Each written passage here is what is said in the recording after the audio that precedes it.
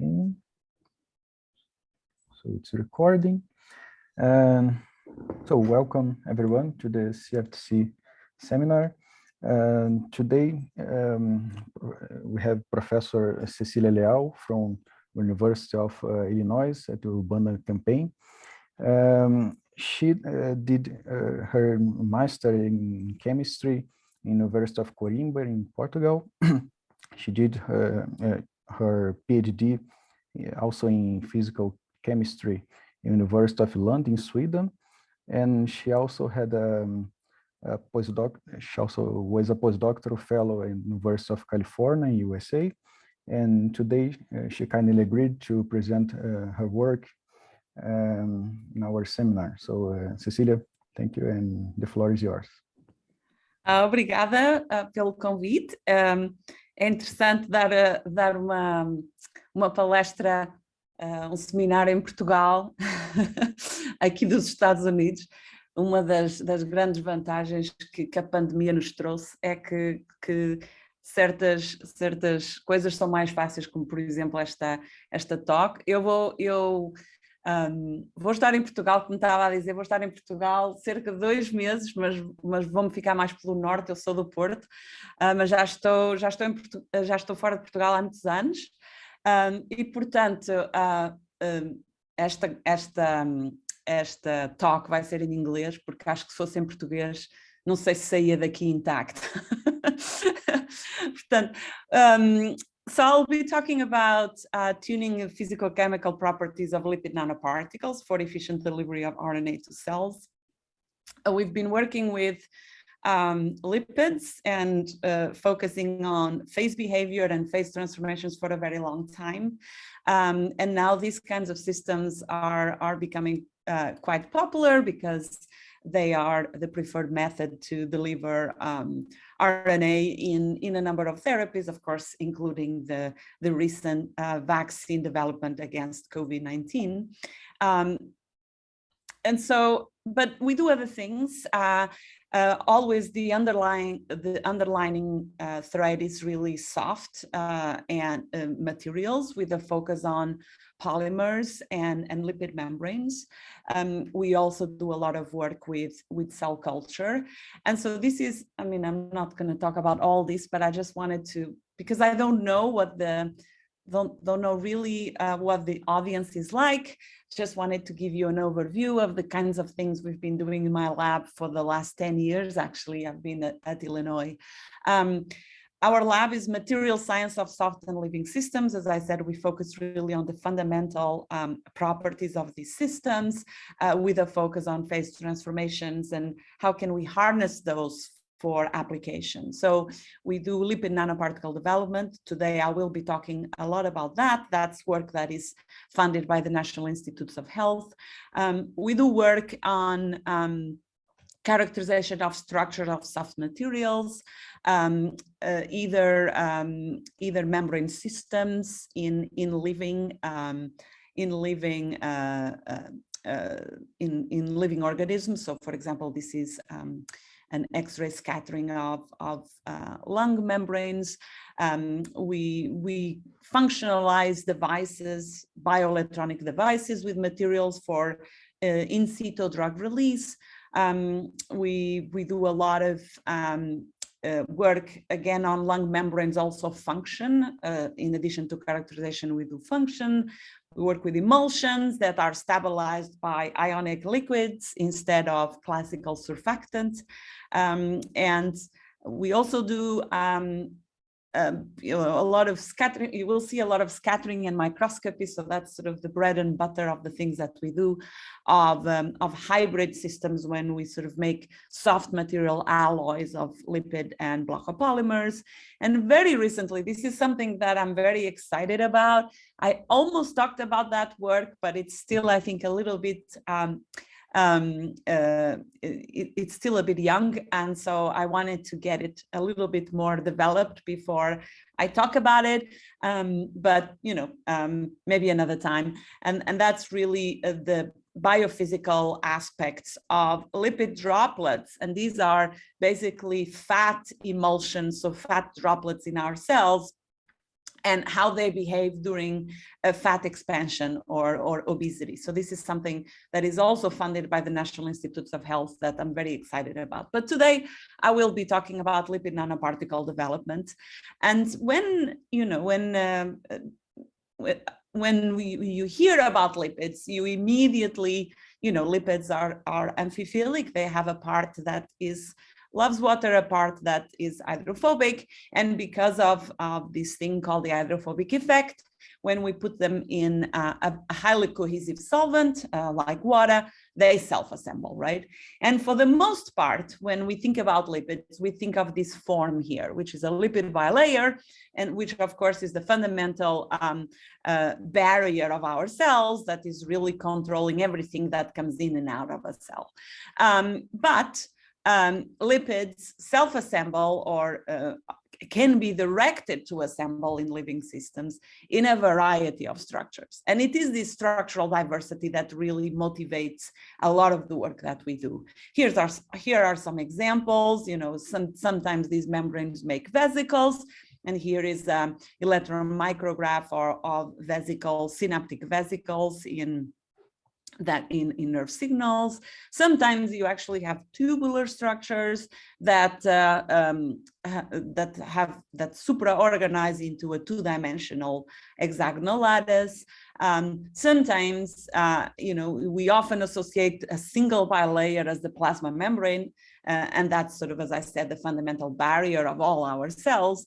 But let's not forget that sometimes you need more than one barrier. And one example of work that we are doing a lot of work on that space too is when you have not one membrane, but actually several membranes that are correlated. So there's a lot of crosstalk. This is an example in axons where you have this myelin sheath, which is basically stacks of bilayers with proteins.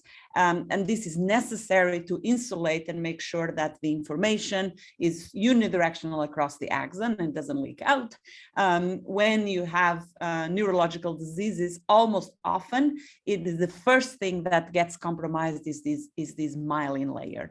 And what's interesting to us from a fundamental perspective, again, is how the correlations across these layers actually play a role in their function.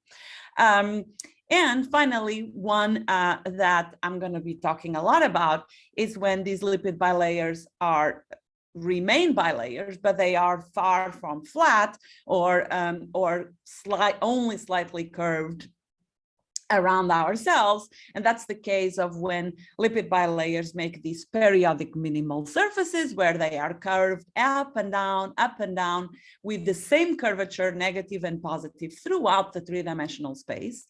And when they do that, they create a porous structure. So this here in empty will be filled with water. And these pores are not randomly distributed, right? So in fact, they are often organized in a periodic cubic unit cell. And that's why these type of lipid phases are referred to as bicontinuous cubics. Bicontinuous because you have a slick of oil or your lipid membrane throughout the three-dimensional space, separating two water domains, one on one leaflet of the bilayer and another one that never crosses on the other leaflet.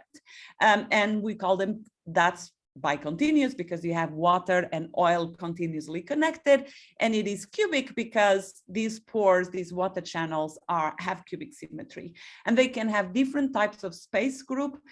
This is the type of a gyroid one, but you can have a primitive as well where you can really see really just like a square array of water channels. And these types of things have been encountered. This is a TEM of mitochondria that normally has folded membranes, but not periodic like this. But if you deplete them of food, of ATP, for some reason that is unknown, they undergo this transition to these periodic minimal surface, and this type of bicontinuous cubic structures have been encountered in alveolar membranes too. So I will be telling about how this structural diversity, I did say that that structural diversity inspires a lot of the work that we do. And today I will be talking about a special case in which this structural diversity, we want to harness it with synthetic systems to really promote biomolecule transport into and within cells. And so lipid nanoparticles are very useful cargo delivery bubbles. A lot of work has been done in this space for many, for at least two decades, much before the vaccines were developed, right? Our cells have been working on this for a very long time. And this is just a list, actually a not updated list of FDA approved or nearly approved. So this FDA is the Federal Drug Administration of the United States, drugs that are really based on lipid nanoparticles containing a nucleic acid, containing RNA. There's different types of RNAs. You can either have siRNA, which suppresses defective genes, or you can have mRNA, which activates genes of interest.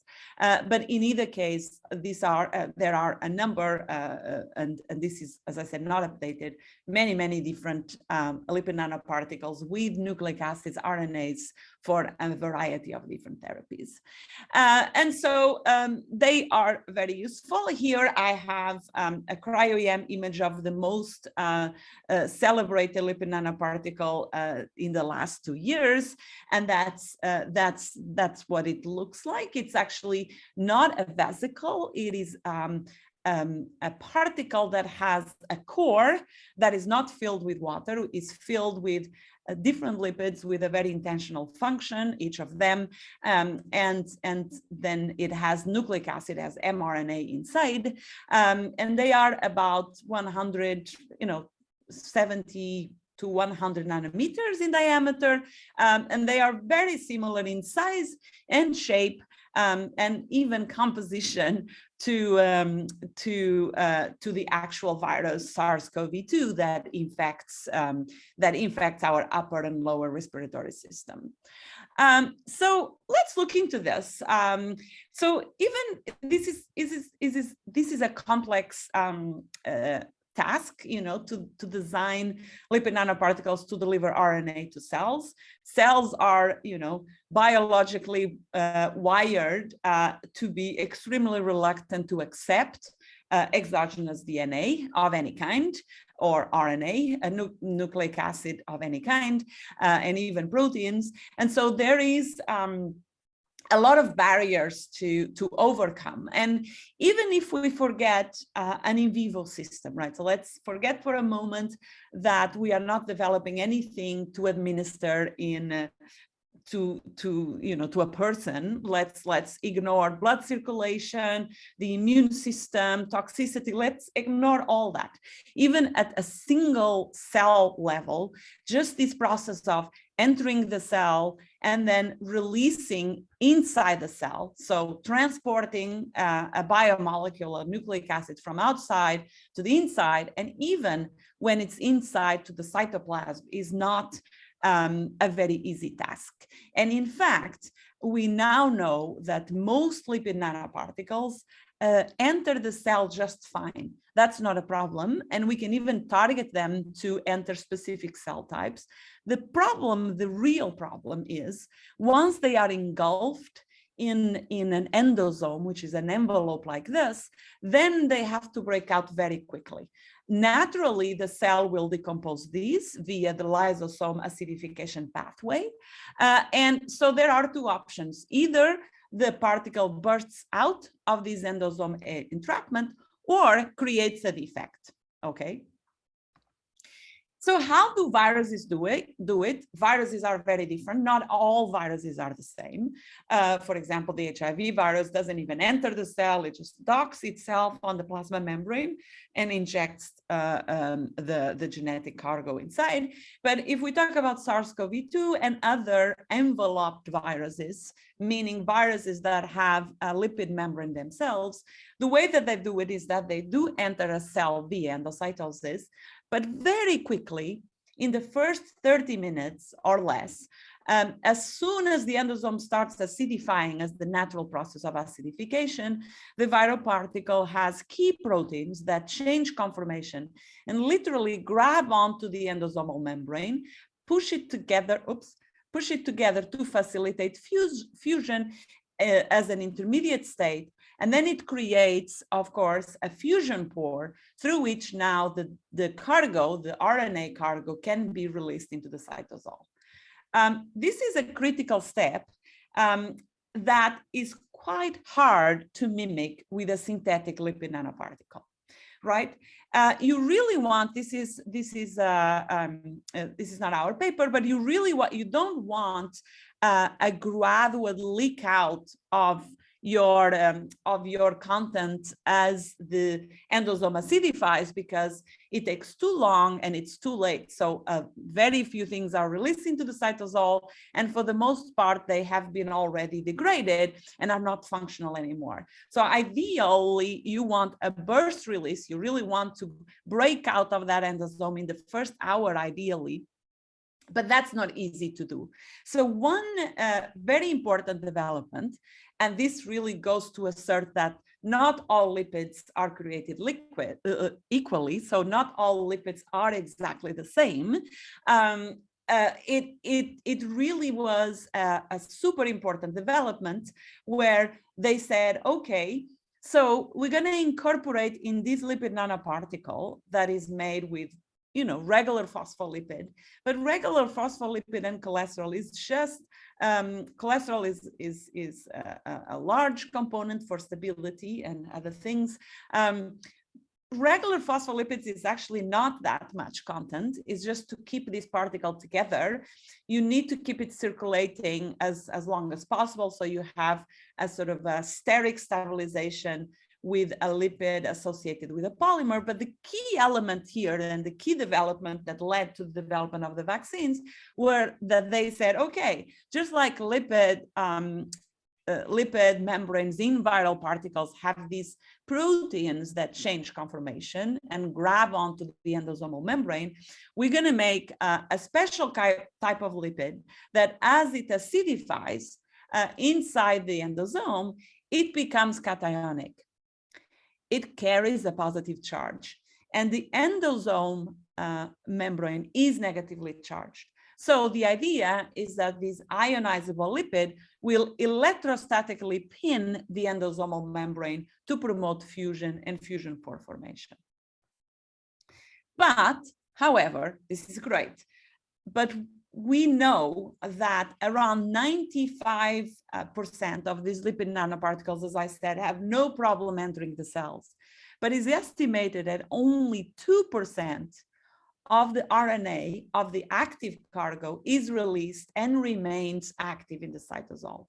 This is a big problem, and this is why we need boosters all the time, because you need to put a lot of RNA inside those lipid nanoparticles, because only a little bit of it remains functional, and eventually lipid toxicity catches up to you. Lipids are generally non-toxic, but if you inject a lot, the immune system starts developing immunity to some of the lipids that are in these lipid nanoparticles, and toxicity builds in. That's why you need to sort of wait a little bit and then add more RNA into the system. So the need for the boosters has nothing to do with RNA or with the genetic code. It's just to sort of ease out and not to teach our immune system to be immune to the lipids that are in these lipid nanoparticles. And the reason for this is the bottleneck. It's actually a very fundamental biophysical concept, and it's the following. Let's just, for simplicity, have a delivery particle that is just one membrane. Okay, so let's forget the content inside. It has to fuse. It has to break out of this endosomal membrane envelope entrapment. These are extremely soft materials. In fact, if you take a snapshot of this endosome in a TEM, you see a floppy vesicle that it's extremely flexible. But think about this. I like to use this analogy. It's like having a floppy plastic bag with apples inside. It is soft, but it doesn't mean it's easy to break, right? So it's not a hard material, but it's a very soft material. It's extremely easy to deform, but it's not very easy to puncture. So actually creating fusion is okay. With ionizable lipids, we can promote contact, electrostatic pinning of these two membranes. But the creation of a pore, of a fusion pore, costs energy. And if you think that, well, we don't need to develop lipid nanoparticles anymore because they already work and they are, this is not true. We know that, the vaccines are efficient at preventing lower respiratory infection, but upper respiratory infection, it's still not very good. So we still know that we still catch the virus and we still get infection, at least on the upper respiratory. It's fine, it's okay. Most people recover fine, but it's still not foolproof. Plus, we have this problem of lipid toxicity, so we really need to improve delivery. And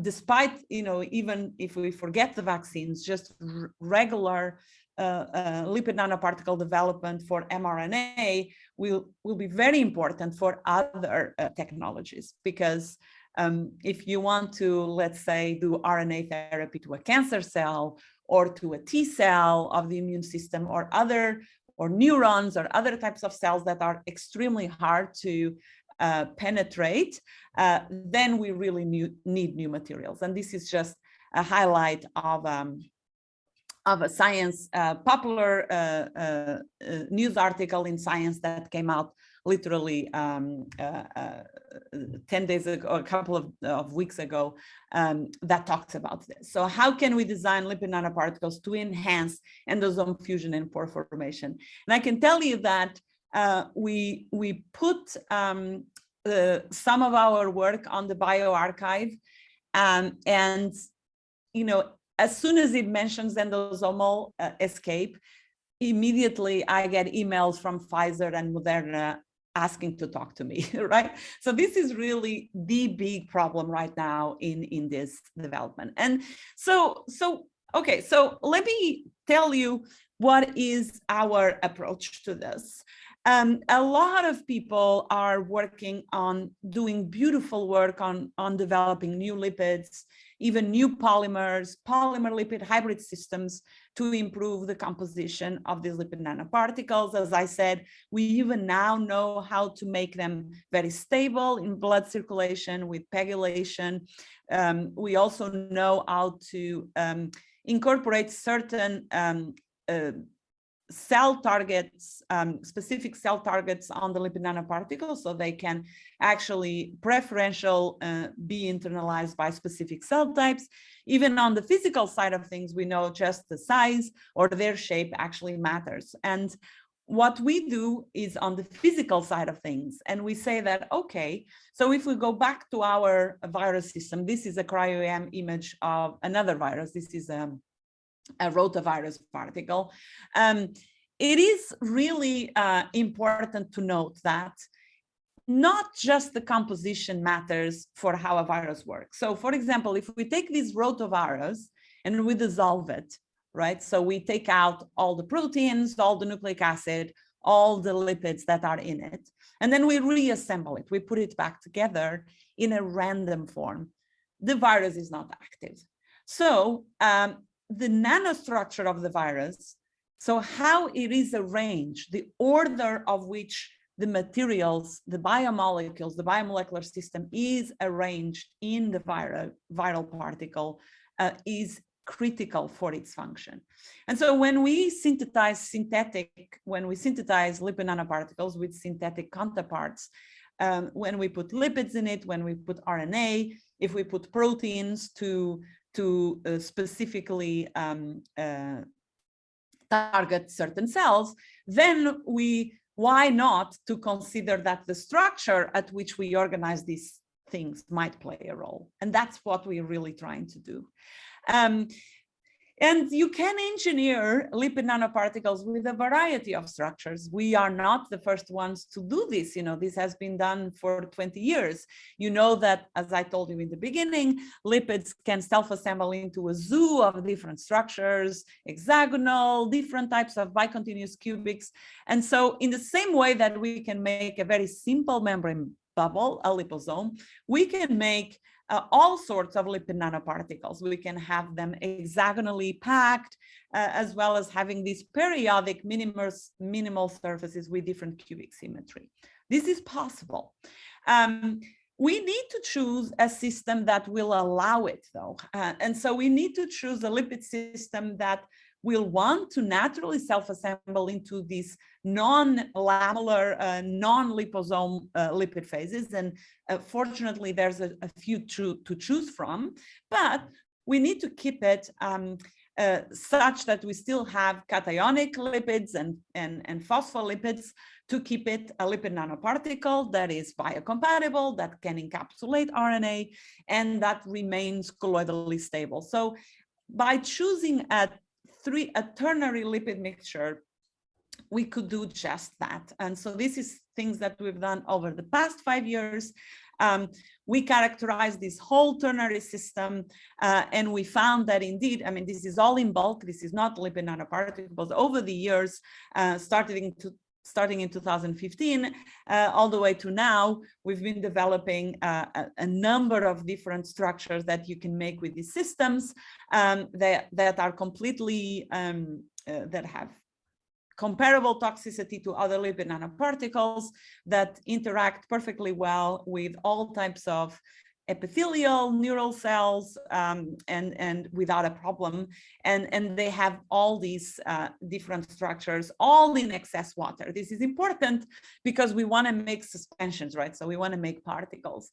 And when we, I just want to say that what is important here is just because they are lipids and it's a ternary mixture, it doesn't mean that they have to be unstructured. So this is to show you that when we do scattering of these materials that are properly assembled with the right conditions, we get an incredibly ordered material. So this is X-ray scattering of such materials. And if you were a hard materials person, you are used to see this kind of diffraction pattern. But when you work with soft materials like polymers and lipids, you normally just see polycrystals, rings. But here we show that if you do things right, this was a paper in PNAS, it was very significant because if you do things right, you can have these materials to be incredibly well ordered, organized, and with a lot of water, very wide water channels on through which we can load all sorts of biomolecules, right? RNA, we can load proteins and all sorts of things. And this can be done very easily. Now we know how to do it. We also know how to control their size, but why this is important? You wonder why do you want to do this structural complexity other than just mimicking the structural complexity that you see in viral particles? There's more to it. It's not just varying the nanostructure of the particles because we can. There's more to it. So if we characterize these systems, one good way to characterize these systems is to look at their membrane elasticity, right? And so we have a good framework to look into this, and that's the Helfrich equation that basically says that there's an elastic cost of forming a membrane outside with a certain curvature J, outside of its equilibrium or its spontaneous curvature. And there's a bending moduli associated with that deformation. And then there is a second term, which is, there is a Gaussian term, which is there is a certain cost. It costs energy to create Gaussian curvature in a membrane. And I will explain that in a minute. But so let's just start first with this C naught. What is this C naught? C naught just says, okay, it's also known as, it's also been represented by the Israeli packing parameter. It just says, okay, if I have building blocks that has certain molecular shape, an aggregate, when it self-assembles, it might want to curve more, right? You might want to form a micelle, a more spherical micelle, or you might want to form a flat bilayer, or you might want to form a tube. So depending on the molecular shape, there is a certain spontaneous curvature for the self-assembled object. But in all of the work that is done in lipid nanoparticles, trying to sort of make them stable into structures that are not regular lamellar, nor regular liposomes, use this concept. So they create lipids that either have very fatty tails, conical lipids. So they basically use this term.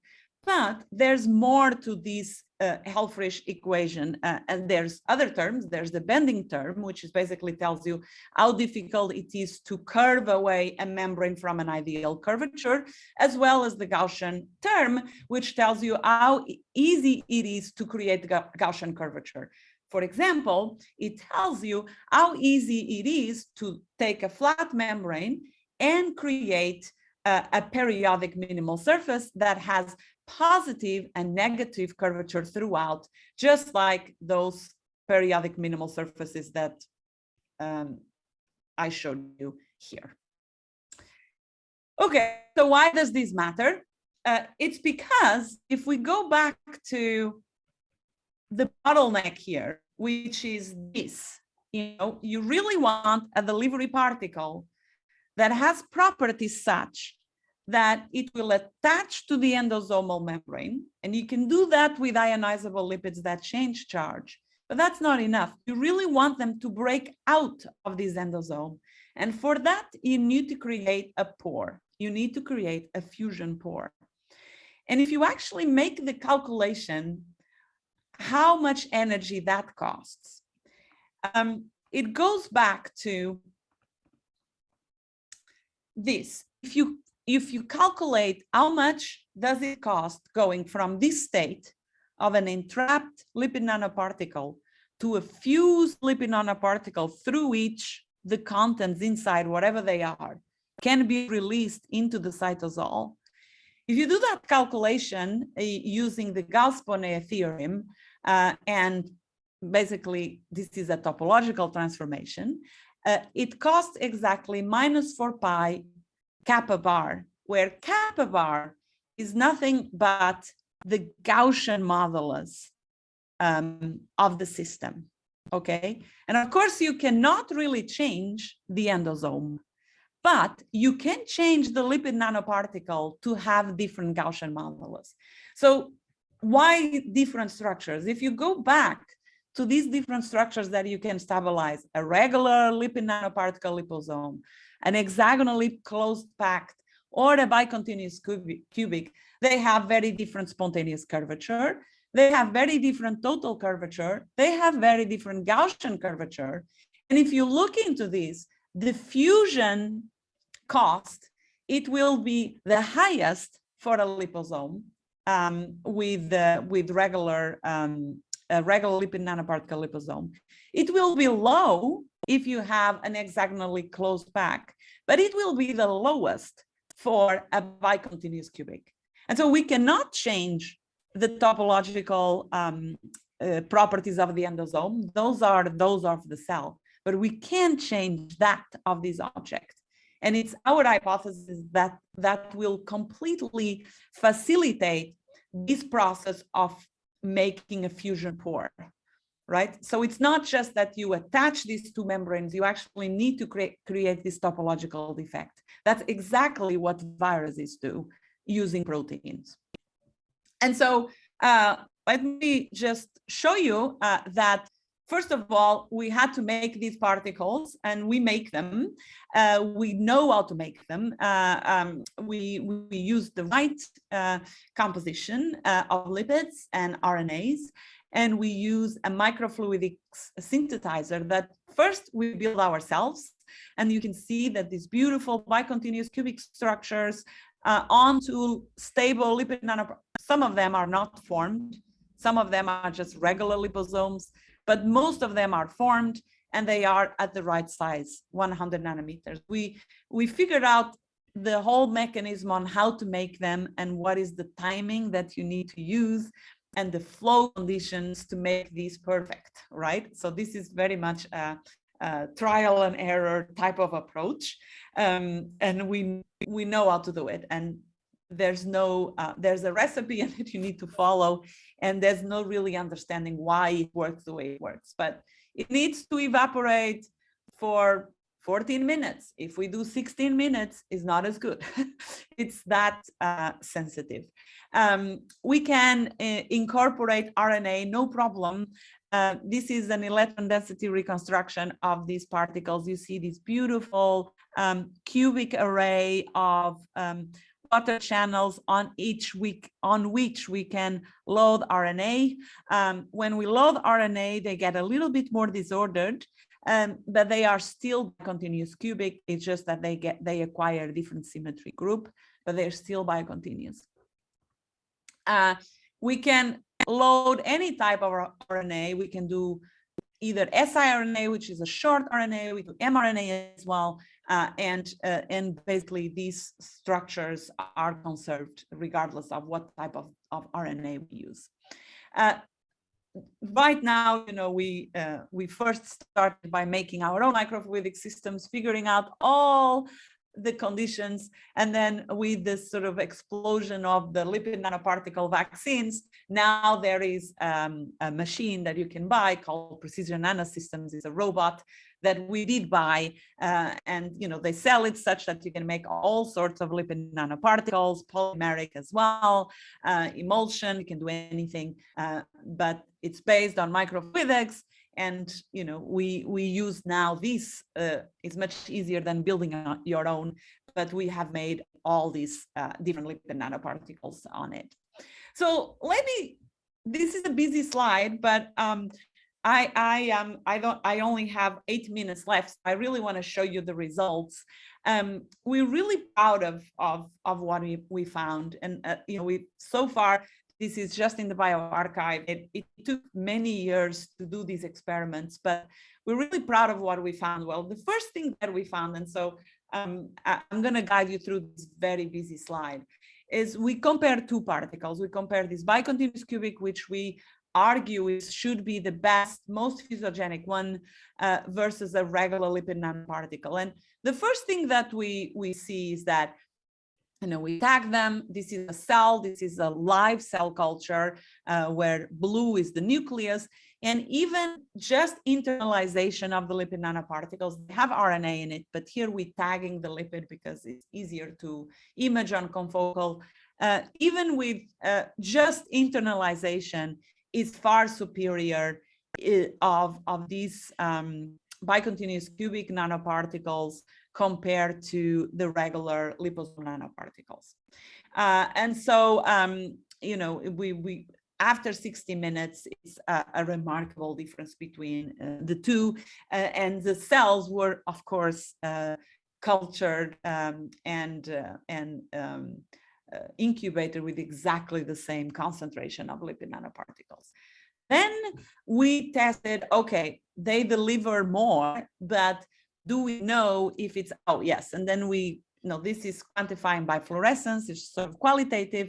We also do flow cytometry where we know exactly how much RNA is uptaken by the cell. And we really see that either with commercially available lipid nanoparticles, ours perform much better than a regular, this bicontinuous cubic performs much better. And it does this both on easy to transfect cells, easy to work cells, as well as rather aggressive metastatic cancer cell lines like the 41. They are really hard to transfect. And you can see here how the commercially available lipid nanoparticle really doesn't perform very well. It's not uptaken by the cell, but our lipid nanoparticle is really performing really well, even in these hard cells. And here we are really just looking at the delivery, both the confocal as well as the flow cytometry. You're just looking at the delivery. But I wanted to see if these RNAs are still active, if they are still functional. So whether we use an RNA that encodes suppression of genes, here is, again, here you want, if they are effective, this is cytotoxicity. The toxicity is perfectly fine. But if you look here, which is expression of a gene, of a target gene, you really want your bars to be as low as possible, because it means that you are actually, the RNA is actually functional and it's suppressing the gene of interest. And you can see here for all the bicontinuous cubic lipid nanoparticles, regardless of what charge we have, they outperform the regular liposome lipid nanoparticles. And this is regardless of what charge we have. This is important because it really serves to show that this topological transition does not require electrostatic pinning. It does not require cationic charge to work. And that's very important. And then when we do another RNA, instead of suppression of genes, now we are encoding an RNA that has instructions to produce a gene, so activation of genes, and that's of course mRNA. And now we tell the cells to actually produce luciferase, not knock it down. This is knock it down, luciferase activity suppression. And now mRNA tells it to produce luciferase. You know, the results are remarkably significant for bicontinuous cubic lipid nanoparticles being more effective. So we know it works, but it still doesn't show these results. We can infer that it's because of endosomal escape, which is where I started. I said endosomal entrapment is the bottleneck onto the design of these lipid nanoparticle systems. This data shows that it works better, but it doesn't really tell you why it works better. And so we basically started investigating that. We first isolated endosomes from living cells, put them in a Petri dish, and see how they fuse. Of course, this is a completely different experiment. Here, we are not having lipid nanoparticles encapsulated inside an endosome. We are having side-to-side fusion. I understand this is a different concept, but nevertheless, for the process of fusion at close separation, doesn't really matter what is inside what. So a side-by-side membrane fusion doesn't really matter if one is inside the other. So we did this, we wanted to start there, and we see without any doubt that all particles are floating in solution. As soon as we add them together, if we have bicontinuous cubic, the fusion is immediate. It happens in 10 minutes with isolated endosomes, where the isolated endosomes and liposomes aggregate eventually after a few hours, but it takes a much longer time. If we quantify this with a FRET assay, where we see fusion can be inferred by fluorescence recovery. So we basically tag the endosome with one dye, we tag our lipid nanoparticle with another dye, and mixing of the dyes will mean that if there's fusion, it will mean that there is recovery of the VIO fluorescence. And again, we see when we have regular lipid nanoparticles, the fusion is very slow, and it doesn't really burst. The fusion is really slow and gradually, and there is not like this sort of type of boosted fusion as you get with bicontinuous cubic lipid nanoparticles. Still, this is, as I said, in vitro, side by side, and I really wanted to show, and that's why this took so long, we really wanted to show that once they are internalized by living cells in the endosome, they break out of the endosome. And you know, you will see, you will think this is just a blurry image, but these are not easy experiments. Here we tagged endosomes with a special dye, and so all the graininess that you see are actually endosomes. And then we tag the lipid nanoparticles. And what we see is that more red means that more particles have been released by this entrapment. And so we see a bunch of clumps, but co-localized with the endosomes, you really see much more red with these bicontinuous cubic lipid nanoparticles, which indicates that the lipids are being released from entrapment. Still, we're looking just at the lipids, and I really wanted to see if RNA is being released. And so here, we do an experiment where we tag the endosomes again with this sort of, these are early endosomes, they are tagged with an endosome dye. And now we tag, instead of tagging the lipids, we tag RNA. And again, we see that after 2 hours, almost no RNA is entrapped inside endosomes. Versus, you know, and I put here these circles because it's really hard to see in a screen, this small on Zoom, but this is significant that, again, regular lipid nanoparticles will remain trapped, RNA inside them will remain trapped, whereas in bicontinuous cubic lipid nanoparticles, they are released into the cytosol. Right, so with that, I am out of time.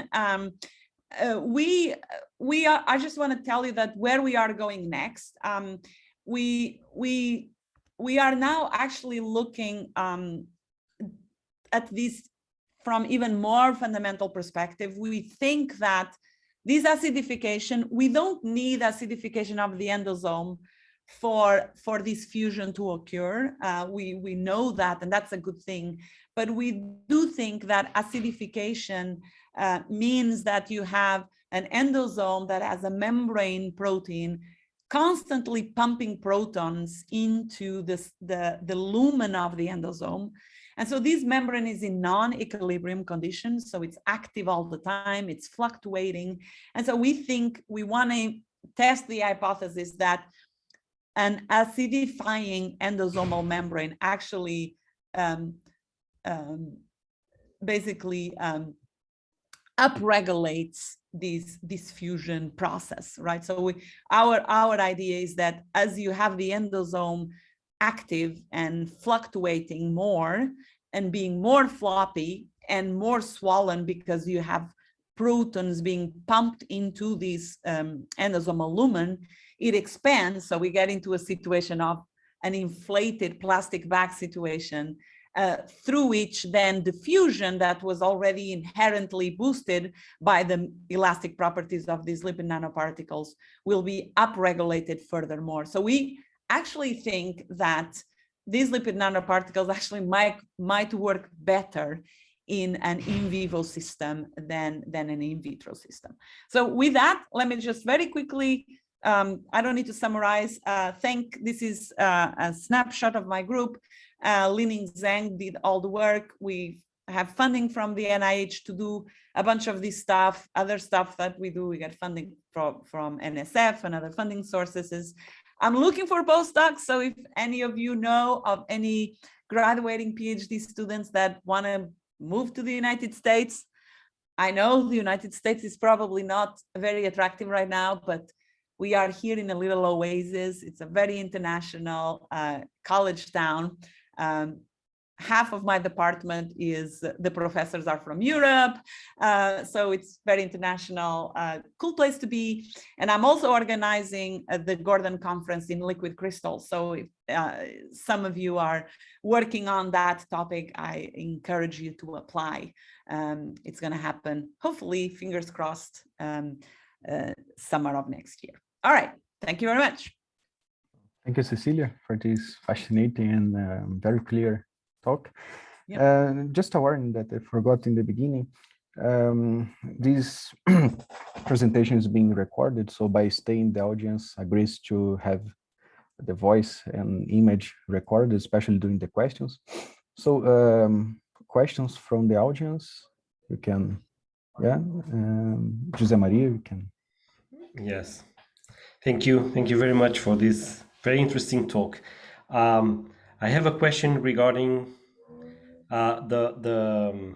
sorry, I don't know the technical terms, but when you That's so fine. when you have so you showed us using the Elfrich Hamiltonian that you have so two states, and when you change the lipids, if I correctly understood, they change the Gaussian curvature, and then so you have a lower energy state in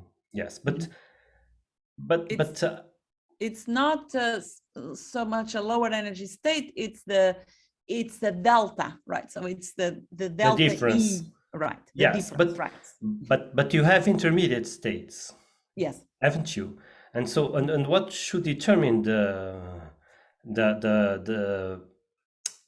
velocity, where, because you are interested in reducing the time from going to a state of high energy to a state of lower energy. Yes. It should be the energy barrier that sets this time, not the difference between the. So the energy barrier is I don't know if you understood my question. So let me, so the energy barrier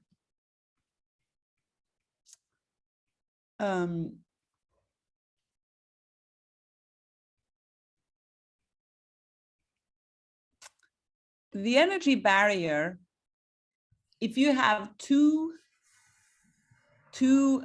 nested vesicles, right? This is basically the topology of this is 8 pi, and if kappa bar, and the energy barrier going from there to there is minus 4 pi kappa bar, because these are two. These are two objects.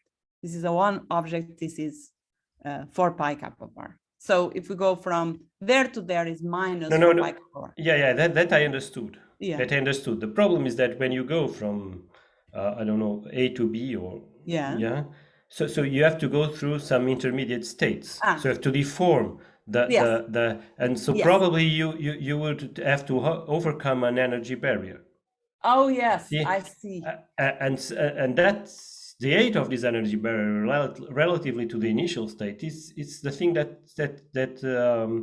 will control the time that you take, that you spend going from A to B, not the difference.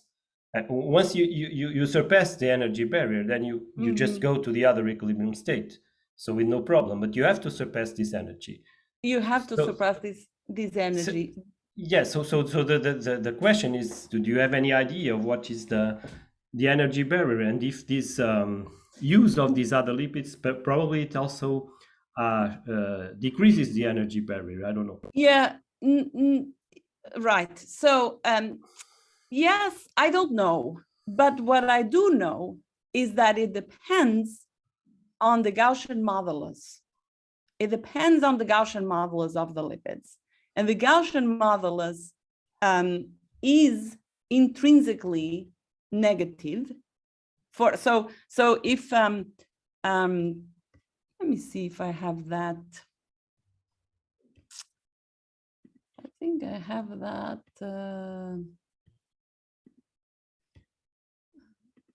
I actually have a calculation. So I want to very quickly show you this.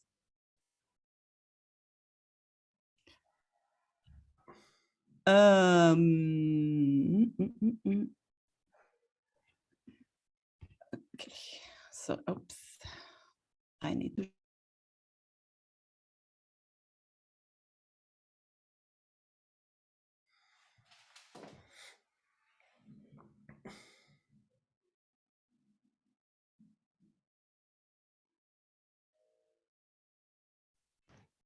Sorry, excuse me, you're muted.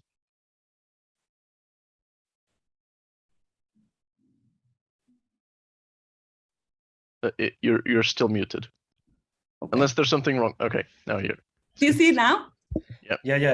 Yeah. So if you have this bending energy, if you calculate the fission versus fusion reaction coordinate, you're right. I have intermediate states. I have to pass this barrier, right? And then through which and I don't know, but what I do know is that this kappa bar, I want this kappa bar, you wanted to make it as basically as low as possible. And depending on the lipids, and you are right, depending on the lipids, this kappa bar is different. And we know experimentally, it's very hard to measure kappa bar experimentally, but you can model it. And we work with Marcus de Zerno that does modeling of these membranes, and we can measure the kappa bar, the Gaussian 2 bending modulus. We can measure it, and we know that certain lipids actually have ideal ratio of the kappa bar versus kappa, and the ionizable lipids, what you said is very true. These other ionizable lipids is not just that they are cationic and they electrostatically pin the endosome. This is true, that's their main feature, and that's why they were designed that way. But incidentally, we measure by X-ray scattering the ratio of the Gaussian models, and they don't have quite as good a Gaussian modulus as our bicontinuous cubic lipids, but they have lower than regular phospholipids. So it's actually a combined effect that I don't think people knew when they were designing them. I think they were designing them exclusively because they become cationic. But as they become cationic, they become more conical, they have a smaller head group, and then their bending model is actually smaller, and then it's just the ratio that these kappa bar effectively becomes more favorable. Very perceptive of you. Thank you for the answer. Thank you. Yeah. Oh, sorry, I'm late. Have seen another hand. Who else wants to ask a question? So, Hélio.